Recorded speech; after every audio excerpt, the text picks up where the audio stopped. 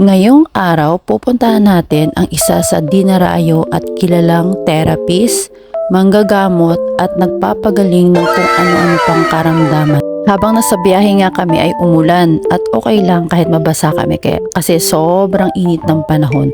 Biruin mo mula pag-uwi ko hanggang ngayon, ngayong araw ko lang talaga na-experience na umulan. Umulan ang nabasa talaga ang lupa kasi mostly pag umulan showering lang. Ngayon talaga heavy rain ang nangyari. Sobrang nakaka-refresh, sobrang init ng panahon. Na-miss ko rin talaga ang lugar na ito at ang pinaka-na-miss ko kung mapapansin nyo si King Kong. Nakikita nyo ba yung mountain na yon?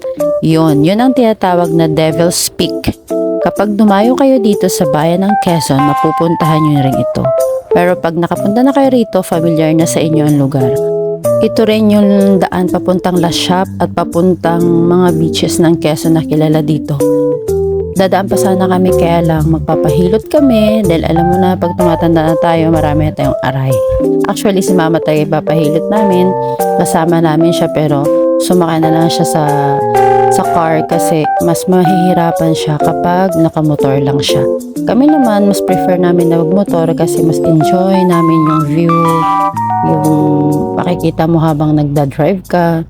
Dapat raw pag pumunta kay Tatay Badong, maaga ka pa kasi maraming ang tao pila doon. Pero kami, hapon na kami nakaalis. Actually, hindi naman sobrang hapon. So, kaya pa naman yan. Kasi, yun nga, maganda rin ang panahon ng sakto pagbiyahe namin. Medyo malamig pa. So, kapag aalis ka from proper ng Quezon, from bayan ng Quezon, it's about 30 to 45 minutes kapag minotor mo. Pag takbong pogi lang yun ha, hindi yun yung 80 above na takbo. Siguro pag 80 above, 15 to 20 minutes nandoon ka na. Pero kami since takbong pogi lang at gusto namin mag sightseeing, yun, kaya medyo kalmado lang yung takbo namin. Pagdating nga namin sa ibang lugar, tuyo naman ang lupa. Walang kaulan-ulan, 'di ba? Every time na magta-travel ako ganun. Pag umaga siya, after how many minutes, gabi na. Ngayon naman, wet siya, after how many minutes, dry na siya.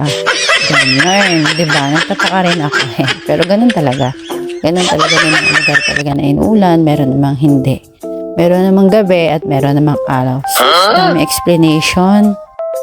At finally, dumating na nga kami. Dito na kami sa lugar ni Tatay Badong. At yun, ang ganda ng place niya, no? Kung makikita nyo yung mga bahay-bahay na yan, may mga pasyente pala dyan, may mga nakatira. Yung may mga cancer na, dyan na sila nag-stay. Si Tatay Badong na nag-aalaga sa kanila at nanggagamot. Ayun, nagulat nga kami walang tao. Kasi pala, may lakad si Tatay Badong. Pero pinagbigyan kami. Kaya yun, start na si Pogi, ang aking kapatid, nagpahilot na siya. Tumatanda na ang bunso namin. Naku po, ayun na nga, dumapa na. Yan, di ba? Hindi naman hirap si Tatay Badong dyan maghilot kahit ganyang kalaki yan. Kayang-kaya ni tatay yan kasi alam nyo ba almost 70 years na siya naghihilot. 20 years old pa lang siya, nag-start na siya manghilot. While waiting, nag-sightseeing muna ako dito sa labas. Grabe, ang ganda ng place ni Tatay Badong. Ang dami niya ng mga naipundar dahil sa kanyang kakayahan na magpagaling ng tao. At the same time, blessed talaga siya sa mga natulungan niya. Hindi lang Pilipino nandito, may mga Koreano, Amerikano rin siyang pasyente sa likod. So, hindi na rin tayo pwedeng pumunta doon. 'Di ba? So, sa mga gusto magpagamot dyan, dito pala siya matatagpuan sa Balintang, Quezon. After nga noon, umuwi na rin kami agad. Hindi ko na rin pinakita yung video namin ni Mama.